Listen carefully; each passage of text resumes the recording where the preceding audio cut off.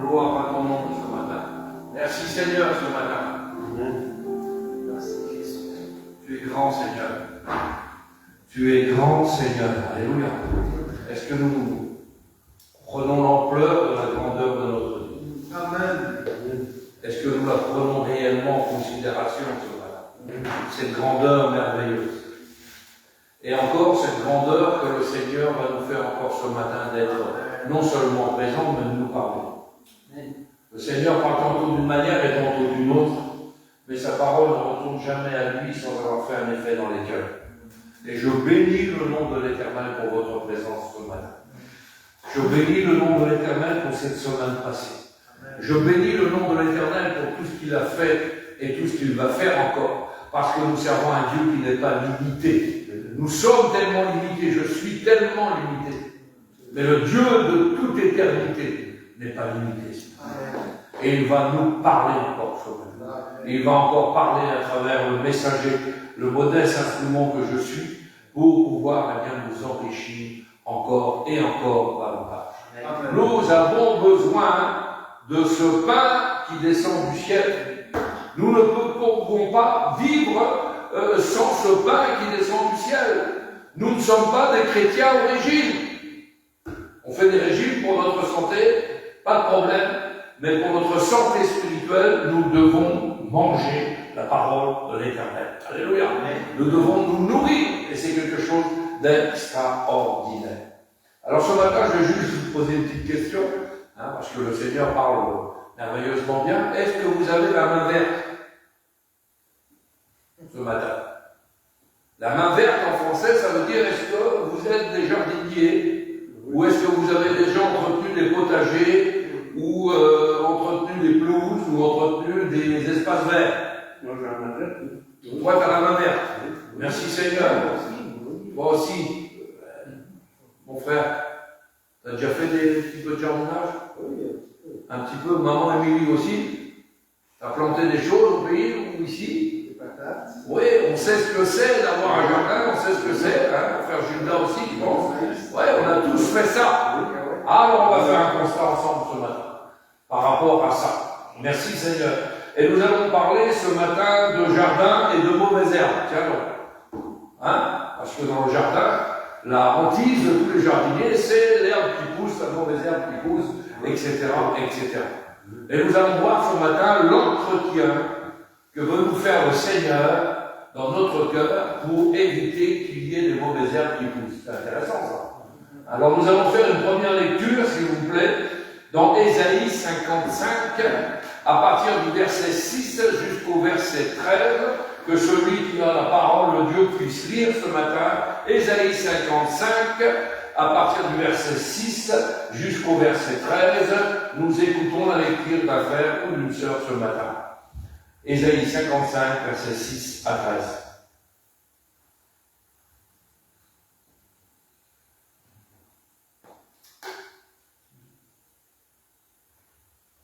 Sentez-vous libre. Ésaïe 55. Versets 6 à 13. Ma sœur, c'est tout là, tu peux lire.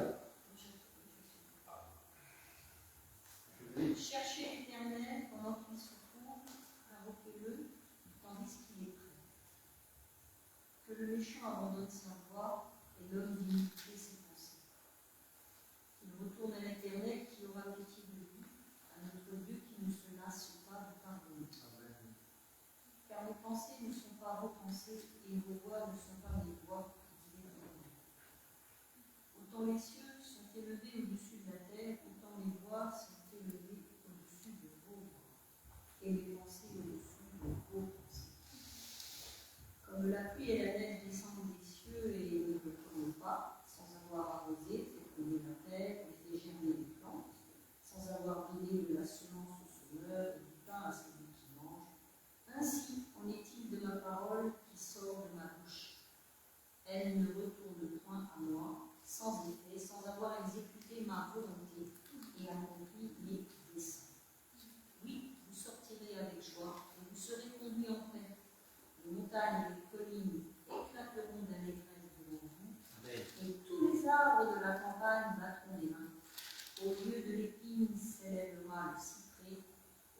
la honte croîtra le myrte, et ce sera pour l'Éternel une gloire, un monument perpétuel, impérissable. Amen. Amen. Waouh! Belle parole ce matin. Quel encouragement! Quelle merveille la parole du Seigneur ce matin. Tout de suite, on a une image quand on lit ça. On a une image par rapport à un champ ou à un jardin, bien aimé du Seigneur, qui est rempli de mauvaises herbes. Et on va voir ces choses. Les mauvaises herbes ce matin, ouvrez vos oreilles, car nous allons parler, bien évidemment, parler clairement en parabole ce matin par rapport à la parole du Seigneur. Et nous pouvons relire au verset 13, au lieu de l'épine s'élèvera le cyprès, au lieu de la rance croîtra le myrte, et ce sera pour l'Éternel une gloire, un monument perpétuel, impérissable. Merveille. Bon. Ce matin, je pose la question à tous et à toutes, et puis vous faites le bilan dans votre esprit.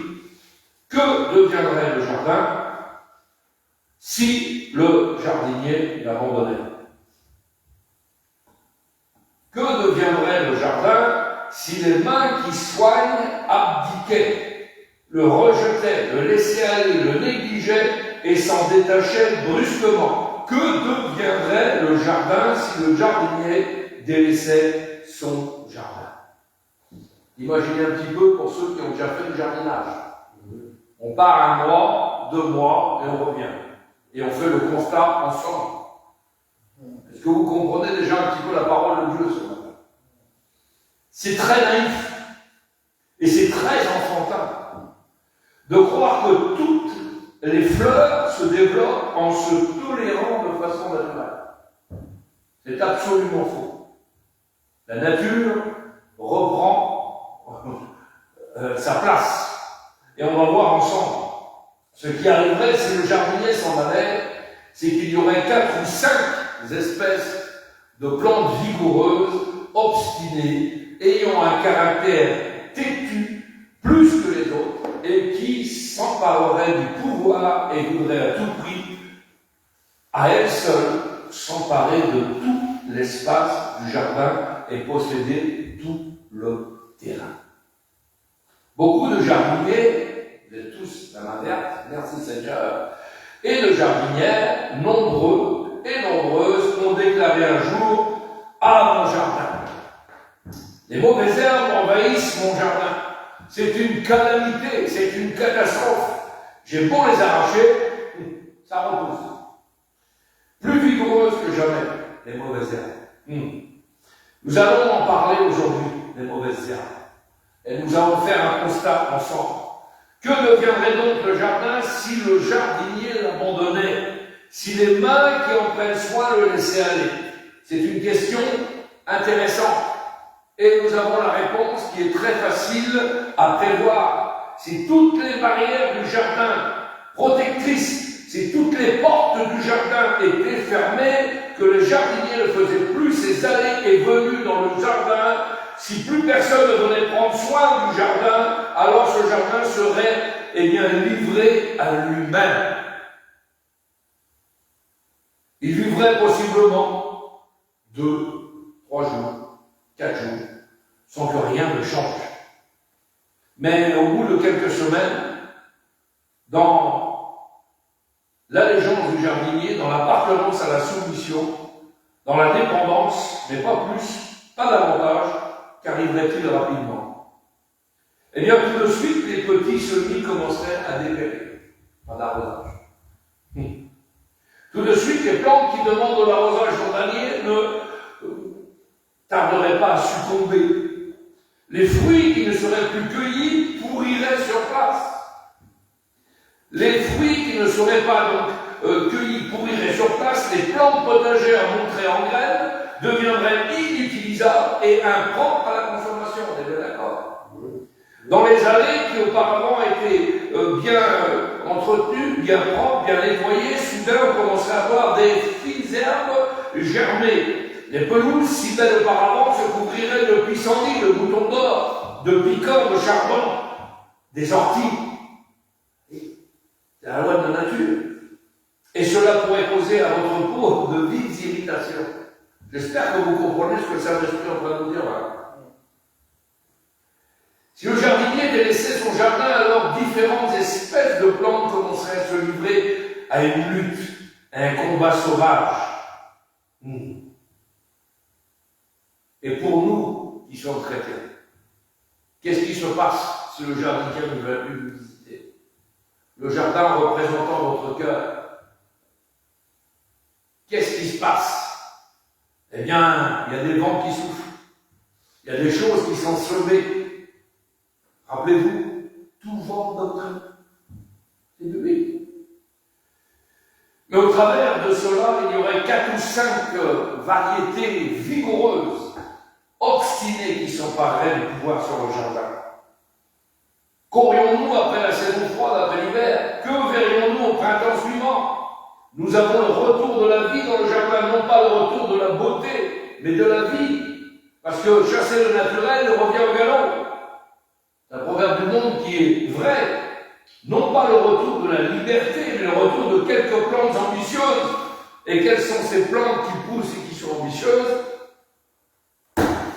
Des chardons, des épines, des ronces, des mauvaises herbes. Vous verrez que dans tout jardin abandonné, c'est toujours ça qui prend le dessus. Et ça vient très vite. Et ça croît très vite. Tout en étouffant tout le reste. Il n'y a plus de place pour le reste. Plus rien ne pousse, hormis les chardons, les ronces, les épines, les orties. Ce qu'on appelle des saloperies dans notre langue à nous, dans le jardin. Oh là là, il faut tout le temps recouper, il faut tout le temps arracher, il faut tout le temps entretenir. Donc qu'aurions-nous dans ce jardin 2 ou 3 ans plus tard, sans les soins du jardinier? Imaginez un petit peu. J'ai fait un entretien d'une maison une fois, où le jardin était tellement abandonné, le monsieur était tellement renfermé chez lui qu'il ne s'occupait plus de rien, que quasiment les ronces étaient à hauteur de la maison. Je ne sais pas si vous imaginez un petit peu. Et il était en bordure de forêt. Et on va y venir. Cet exemple est flagrant. C'est totalement naïf d'espérer une révolte de quelque part au géranium. Non, un géranium, moi je parle au-dessus sur un rond. Ça n'existe pas. Une révolte de la part des salades, des œillets, des radis, des oignons, non, ça ne pousse pas tout ça. Là. Ça serait étouffé. Tous ces végétaux ne se révoltent pas, mais ils auraient été anéantis. Et avec le temps, la forêt qui n'est pas trop loin du jardin viendrait exercer sa pression, et lentement commence à réaliser le jardin, eh bien, est totalement envahi. Le jardin disparaîtrait dans l'ombre de cette forêt. Bien-aimés, notre existence ce matin, notre cœur ce matin est un jardin. Et nous avons devant nous une réflexion logique. Vous savez, notre cœur, notre existence est un jardin où tout peut pousser. Tout peut pousser dans notre cœur. Tout peut exister dans notre cœur.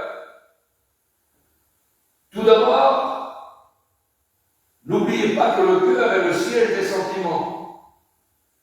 Ou non? Et on peut y trouver de belles choses, très belles choses.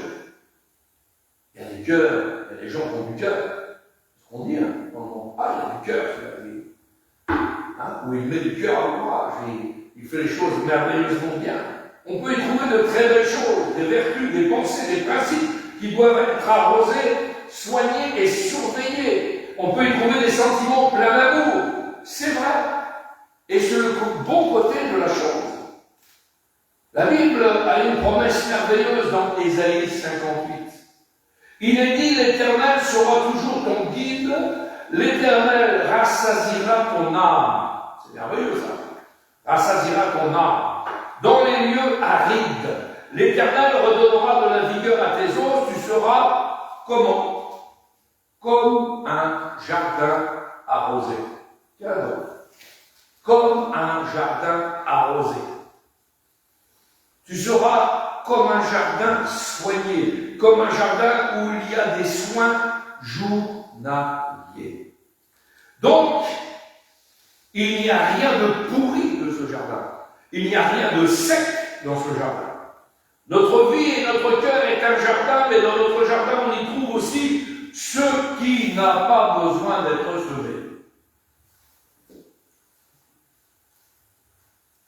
ce qui n'a pas besoin d'être semé. Ce qui n'a pas besoin d'être planté vient si facilement dans votre cœur. On y trouve aussi ce qui pousse tout seul. On y trouve, si on laisse faire, ce qui finit par accaparer tout le terrain de notre cœur et envahir les lieux si on n'y prend pas garde. Le chien dent pousse très vite, pour ceux qui connaissent un petit peu. Après, avec des racines tenaces, les orties, les chardons, les ronces, les épines, venues sans avoir été cultivées. Bien. Je sais pas, j'ai jamais vu quelqu'un qui fait une plantation de ronces. Hein? Mais ça pousse tout seul. Alors, ça pousse tout seul. Ah oui. Tout cela pousse rapidement.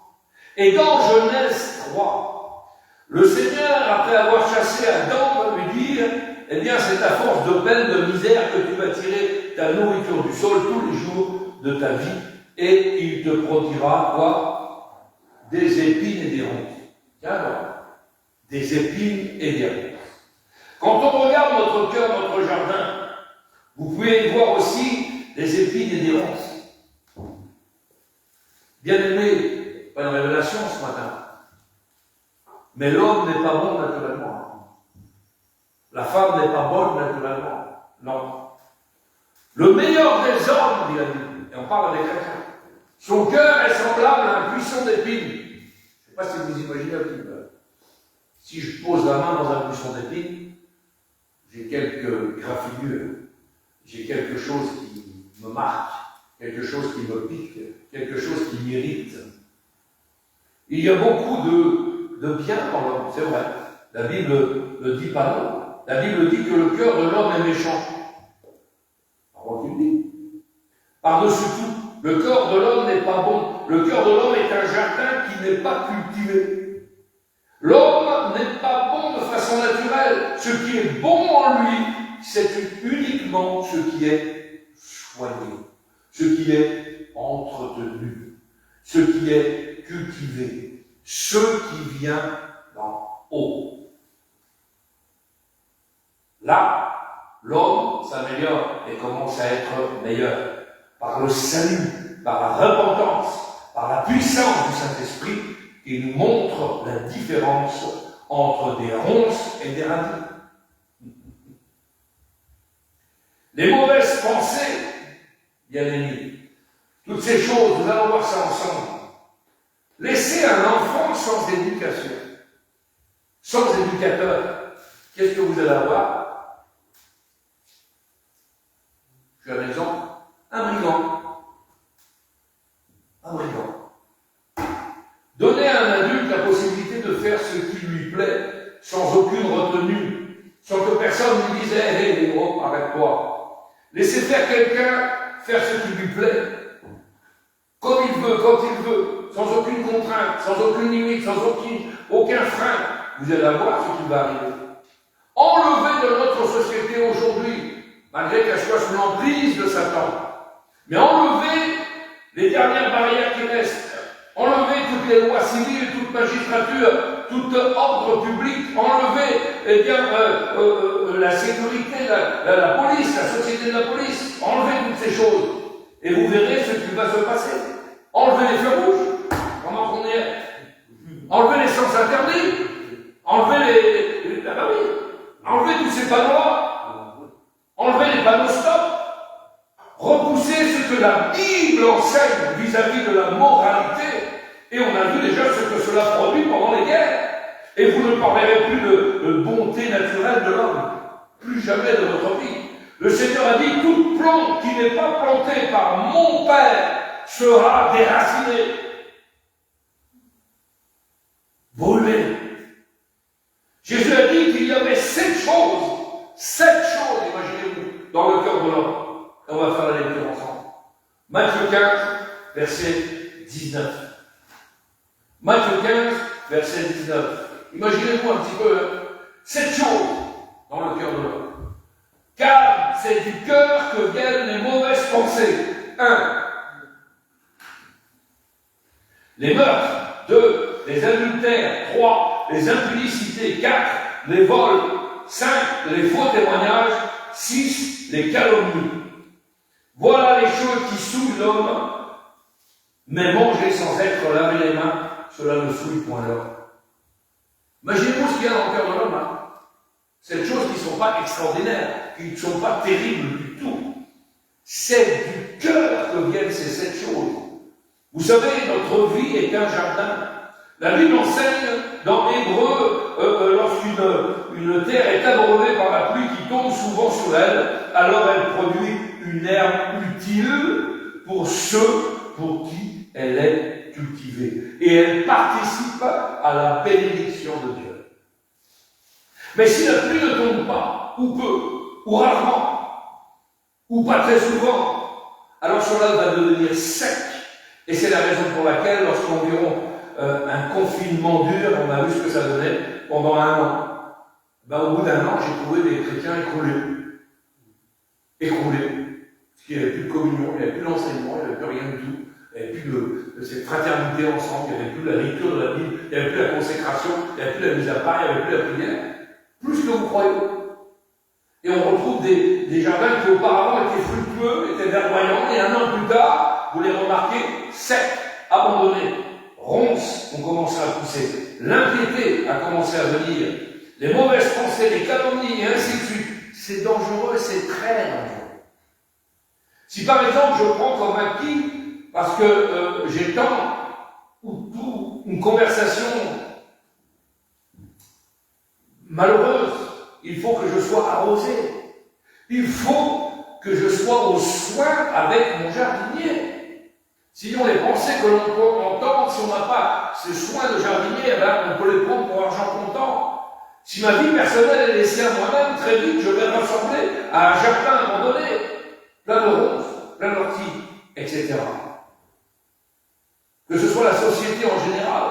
Parce que Romains chapitre 6 nous dit que Dieu les a abandonnés à leur passion. Imaginez-vous.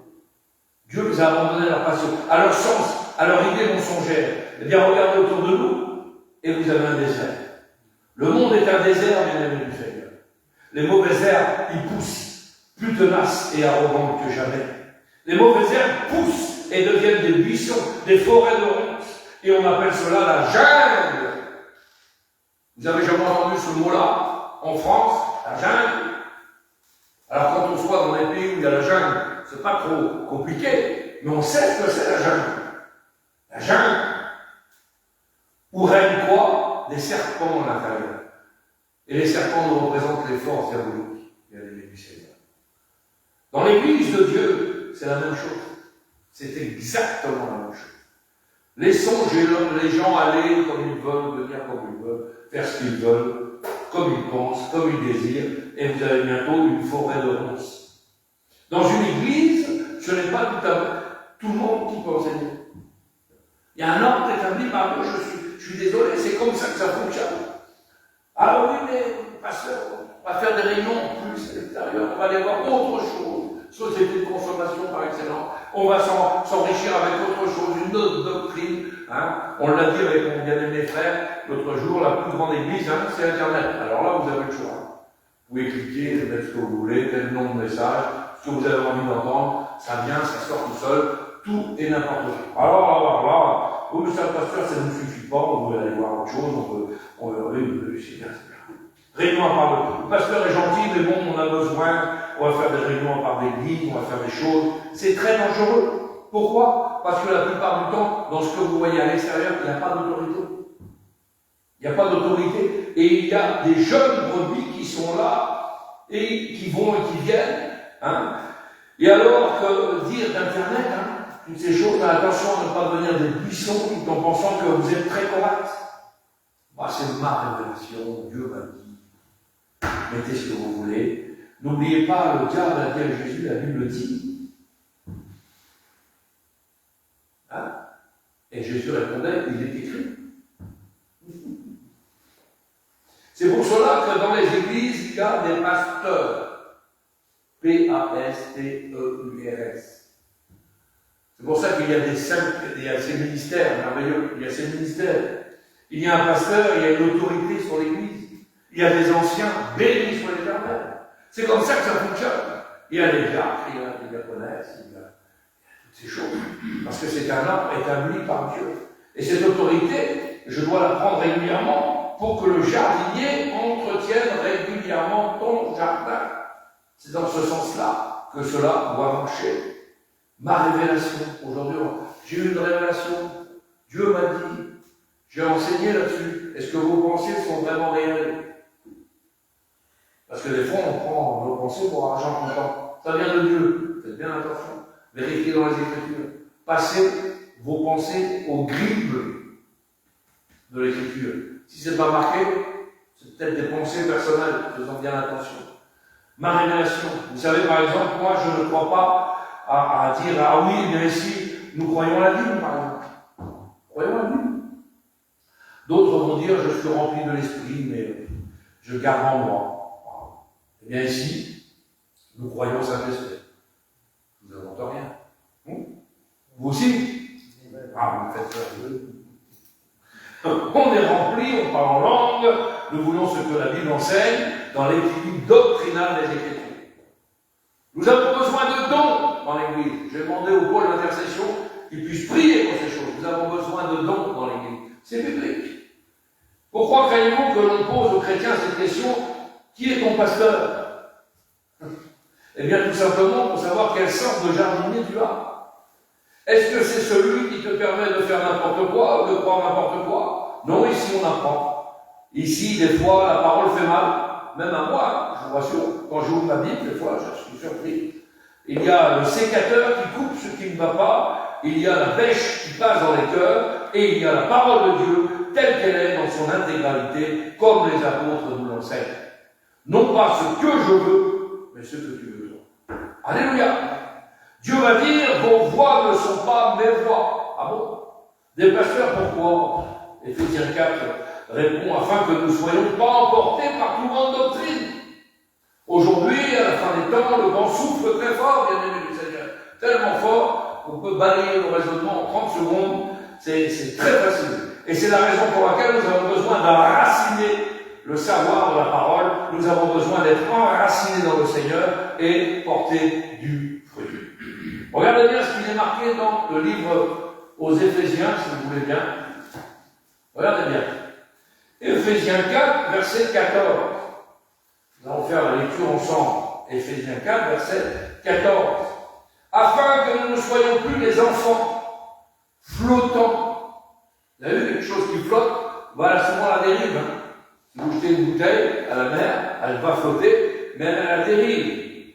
Des enfants flottants et emportés à tout vent de doctrine par la tromperie des hommes, par leur ruse dans des moyens de séduction. Marquez-vous, non? Merci Seigneur. Ça, c'est pour la doctrine. Voyons maintenant un autre aspect du manque de soins de notre jardin.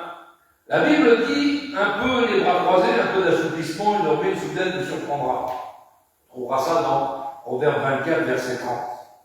Et pendant cet assouplissement, qu'est-ce qui va se passer? Eh bien, nous avons la réponse. Et il y a des gens aujourd'hui qui prennent de recul, on a le droit, pour des saisons particulières, pour se poser une question particulière, on peut se mettre en retrait pour demander quelque chose personnellement à Dieu, on jeûne et la prière pour demander quelque chose à Dieu, mais surtout ne pas couper le contact avec le Seigneur. Quand il dit un peu les bras croisés, ça veut dire on ne fait plus rien. On se repose sur nos lauriers. Un peu d'assouplissement, et une ruine soudaine nous surprendra. Il y a des chrétiens qui dorment, malheureusement. Ils dorment. C'est pas parce que vous êtes chez vous que vous n'avez pas le droit de lire la Bible. C'est pas parce que chez vous qu'il ne faut plus prier. C'est pas parce que vous êtes chez vous qu'il ne faut plus être en communion avec votre Dieu. Et dans ce cas de figure, c'est des gens qui croisent les bras, qui s'endorment sur leur laurier. Une ruine soudaine nous surprendra. La réponse, c'est quoi? Matthieu 13, verset 24. Regardez bien ce qu'il est marqué. Matthieu 13, verset 24.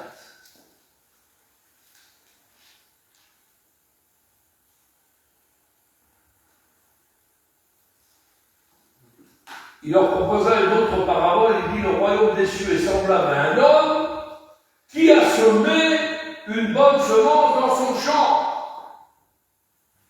Alors si on a a les bras croisés, si on a un peu d'assouplissement, on ne s'aime plus. Hein. C'est terminé.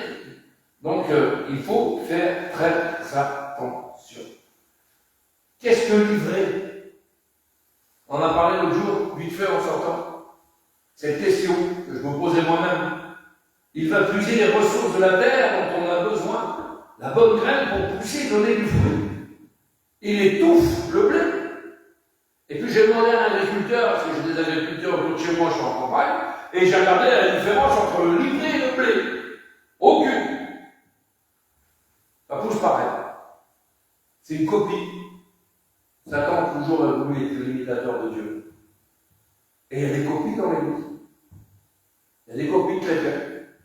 Ah, tu le vois arriver, tu dis, quel homme c'est ça? Une copie. Mais comme on dirait dans le monde, c'est à la fin du bal qu'on compte. Tu connais l'expression? Oui. Hein? C'est à la fin qu'on compte.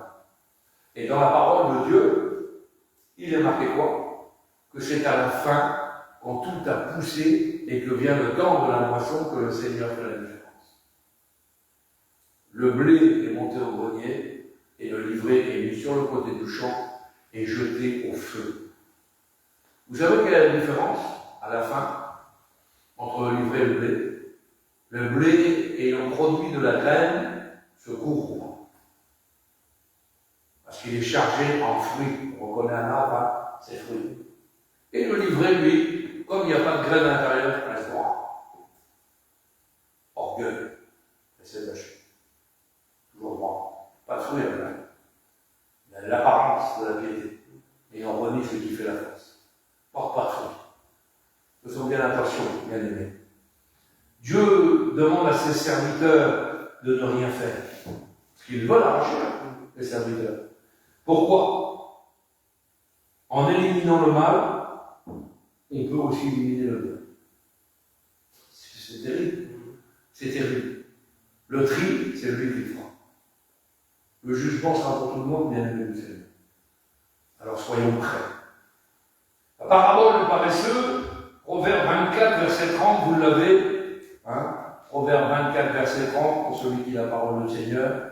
Regardez bien ce qu'il est marqué. Proverbe 24, verset 30. On s'appuie toujours sur la parole de Dieu. Proverbe 24, verset 30. J'ai passé près du champ d'un paresseux et près de la vigne d'un homme dépourvu de sens, et voici les épines y croissaient partout, les ronces en couvraient la face, et le mur de pierre était écroulé. J'ai regardé attentivement, et j'ai tiré instruction de ce que j'ai vu. Un peu de sommeil, un peu d'assouplissement, un peu croiser les mains pour dormir. Et la pauvreté te surprendra comme un rôdeur, et la disette comme un homme en armes. Amen. C'est clair? On n'a pas besoin de développer l'image, vous l'avez sous les yeux, c'est tellement bien expliqué la parole de Seigneur. Elle se suffit elle-même. J'aimerais vous dire que nos âmes sont tous les jours à la merci des forces du mal qui veulent triompher sur nos vies. Et c'est la raison pour laquelle nous devons nous armer de toutes les armes de Dieu et laisser le jardinier divin entretenir notre jardin. Amen. Et on a qui ne veulent pas que le jardin soit entretenu. Le jardinier, il est gentil quand il amène quelque chose. On a l'habitude aujourd'hui d'être dans une société où on nous donne des choses, merci. Mais quand on vient vous reprendre des choses, contrôler votre vie, la main du jardinier n'est pas toujours tendre. La herse du Seigneur qui passe dans vos cœurs n'est pas toujours bonne. Et pourtant, pour avoir la bonne semence, il faut sarcler des faux raisonnements. Il faut que la terre soit labourée. C'est mécanique, ça fait mal. Laissons le divin jardinier ce matin intervenir dans nos vies. Regardez Ésaïe 5, verset 1. On parle ici d'Israël, et le mot vigne, on pourrait mettre le mot jardin, et on pourrait aussi parler de notre vie personnelle ou de l'Église. Alors la question maintenant qui va pouvoir dominer ces épines, parce que la nature doit être dominé. Réponse. Le seul qui est capable de faire ça, c'est celui qui a le pouvoir souverain. Et regardez bien cette parabole merveilleuse. J'aimerais vous introduire dans quelque chose d'exceptionnel. Me voici, celui qui est capable. Rappelez-vous de Marie qui va au tombeau. Rappelez-vous de Marie qui va au tombeau pour voir le tombeau où Jésus a été enterré. Il n'est plus dans le tombeau. Et Jésus apparaît à Marie et elle dit quoi? Elle dit quoi, cette femme? Rappelez-vous de l'Écriture. J'ai eu peur. T'as eu peur de quoi? Je t'ai pris pour 15 ans. Je t'ai pris pour le jardinier. Le voilà, le divin jardinier, qui est capable d'enlever dans nos cœurs aujourd'hui toutes nos ronces, toutes nos épines, toutes nos chardons que nous avons, toutes nos souffrances, toute notre médisance, toute notre fiel que nous avons. Parce que nous avons reçu des fois des choses qui nous ont blessés, qui nous ont fait mal. Mais il serait bon ce matin, et je parle pour moi, là, que le Seigneur vienne et enlève dans mon cœur toutes les racines de ces choses-là. On a besoin que la main du divin jardinier vienne dans nos vies pour nous faire du bien. Je veux que le jardinier vienne dans mon cœur ce matin et qu'il enlève tout ce qui a été semé. Et tout ce qui a été semé, bien souvent, c'est la calomnie qu'on a pu faire sur nos vies, la maltraitance que nous avons reçue, les problèmes que nous avons reçus, les frères et les sœurs qui nous ont fait du mal, les enfants qui nous ont fait du mal, notre famille peut-être qui nous a fait du mal. On a besoin ce matin que le Seigneur vienne lui-même arracher ces choses qui poussent contre notre volonté. Parce que je ne sais pas pour vous, je ne suis pas plus qu'un autre ce matin. Mais des fois, nous sommes disposés, et d'un coup, par rapport à un petit mot, une petite phrase, il semblerait que ça pousse. Seigneur, pourquoi ça pousse dans mon cœur? Pourquoi j'ai encore cette pensée-là? Pourquoi j'ai encore ceci? Pourquoi j'ai encore cela? Seigneur, s'il te plaît, ce matin, viens enlever. Viens enlever. Jérémie 17 nous dit que le cœur de l'homme est tortueux et méchant. Le seul jardinier capable de dominer sur ses épines, ses orties, ses charbons, s'appelle Jésus-Christ. Nous sommes tellement limités. On peut tomber la pelouse. Moi, je tombe ma pelouse régulièrement, surtout en ce moment. Si tu n'averses pas, ça pousse. Je tombe. Alors, on va à la réunion, on fait ce qu'il y a à faire, on essaye d'être dans la prière, on essaye. C'est ça la tombe. C'est l'entretien. On essaye d'entretenir au maximum. Mais la tombe de la pelouse n'empêchera jamais les mauvaises herbes de pousser dans votre pelouse. Des fois, je suis même surpris. Je tombe régulièrement.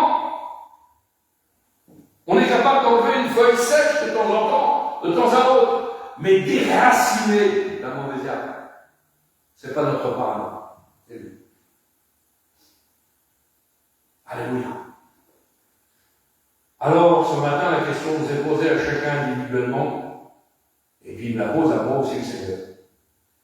Quelle racine te reste-t-il ce matin dans ton jardin? L'amertume, l'orgueil, la jalousie, l'esprit de compétition, des choses qui ne correspondent pas à ce que le Seigneur demande de toi. Le mal est dans la pensée, qui elle-même amène la tentation, et la tentation amène la chute. Vous n'avez pas besoin d'apprendre la colère chez un enfant. Nous avons, pour certains, beaucoup, tous, à part mon frère Alain, mais comme même lui le sait, quand nous avons des enfants, on n'a pas besoin d'apprendre la colère à l'enfant. Ça vient tout seul, c'est bizarre, ça. Pourquoi ils sont en colère plus que hein? C'est un test. Ah oui. Du temps de Noé, la Bible dit que chaque jour, les pensées de l'homme se tournaient vers le mal. Je ne sais pas si vous imaginez un petit peu. Chaque jour, les pensées de l'homme se tournaient vers le mal. Il faut que tout soit déraciné par le divin jardinier ce matin. Imaginez, Paul a dit, je ne fais pas le bien et je veux. Quand je fais le bien, le mal s'attache, je ne veux pas. Rendez-vous compte? Et nous, bien aimés, c'est une jungle remplie de ronces et d'épines. Et Paul a dit, qui me délivrera de ce corps de mort? Qui me délivrera de ce corps de mort? Nous avons besoin de cette délivrance. Et pour que cette délivrance soit opérée ce matin, il faut laisser le Seigneur agir dans nos vies et dans nos cœurs. Ce n'est pas notre domaine. Nous faisons ce qu'il y a à faire. Nous prions, nous louons, nous ne mettons à part, nous lisons la parole de Dieu. Mais il y a des choses qui sont du domaine du Seigneur envers nous. Seigneur, j'ai vraiment été blessé. Tu vois ce que j'ai sur moi, Seigneur, quand j'ai des pensées, des choses, des fois un petit mot, ça me ramène en arrière, je ne veux plus souffrir comme ça. Seigneur, on serait presque bon à maudire certaines personnes. Moi j'ai vu des gens qui maudissent. Ah bon? C'est le domaine de Dieu. La Bible dit, à moi la vengeance, à moi la rétribution. T'occupe pas de ça. Si tu t'occupes de ça, tu seras l'égal de ceux qui t'en veulent. Pourquoi? Parce que ton cœur sera comme eux, il ne sera pas disposé. Et ceux qui veulent te détruire ne sont pas disposés. Croyez-moi que le Seigneur vous sait déjà. Vous n'avez pas besoin de vous en occuper, ce n'est pas votre combat. Alors nous avons juste à fermer notre porte, verrouiller nos oreilles, fermer notre cœur aux mauvaises pensées, et le Seigneur fera le reste. Qui me délivrera de ce corps de mort? Eh bien, c'est le jardinier qui vient taper à la porte de notre jardin personnel. Chaque jour, il doit venir, et nous devons le laisser venir. Laissons ce portail de notre cœur ouvert pour que le jardinier fasse des allées-venues et puis qu'il puisse faire un bilan de chaque chose. Tout ce qui ne va pas, enlève-le, Seigneur. Enlève-le. Quand nous étions sans force, dit la Bible, Christ est mort pour des pécheurs. Et c'est glorieux. Alléluia. On prie le Seigneur ce matin.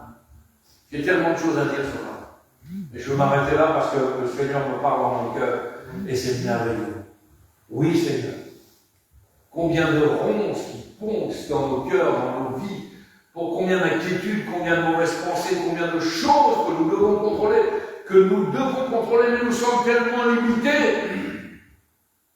Des fois, nous sommes disposés, puis des jours moins disposés, puis une catastrophe arrive, une autre arrive, et puis ça tombe dans nos vies. Nous revoyons, je vous le dis, et je parle pour moi là, ce matin, je fais un bilan. Quand des gens nous ont fait vraiment du mal, quand on les croit,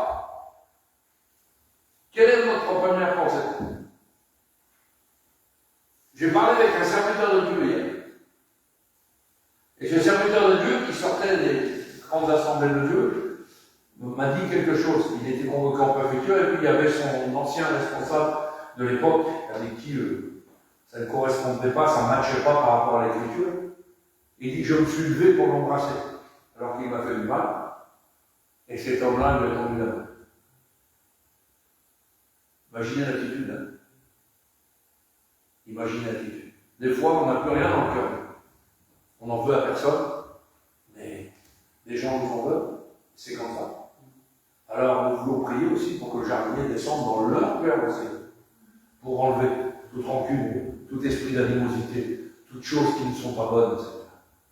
Ce matin, j'ai besoin que le jardinier vienne et enlève des hontes. J'ai besoin que le jardinier vienne et enlève des chardons. J'ai besoin que le jardinier vienne et enlève des épines. Parce que les épines, ça pique. Les épines, ça fait du mal. Les épines, ça prend de la place. Et tant que cette place ne sera pas tout, n'oubliez pas, nous sommes le temple du Saint-Esprit. Wow. J'aime cet exemple de David. Parce que David a commis des choses très graves. Adultère, meurtre avec préméditation. C'est pas rien. Hein? On est d'accord? Vous connaissez la parole de Dieu. Et il y a une telle humiliation dans la vie de David qui nous a valu la plupart des psaumes. C'était vrai, véritable, pas pour faire semblant. Une vraie demande de pardon au Seigneur, qu'après tous ces épisodes-là, le Seigneur l'a appelé l'homme selon le cœur de Dieu. Le Seigneur ne cherche pas des cœurs parfaits, mais il cherche des cœurs repentants. Est-ce que nous sommes repentants ce matin? Est-ce que nous demandons pardon au Seigneur pour nos manquements, nos faiblesses? Ce matin, je veux prier le Seigneur. Seigneur, je te bénis, je te loue pour ta parole ce matin. Parce que ta parole est oui et amen. Ta parole est véritable ce matin.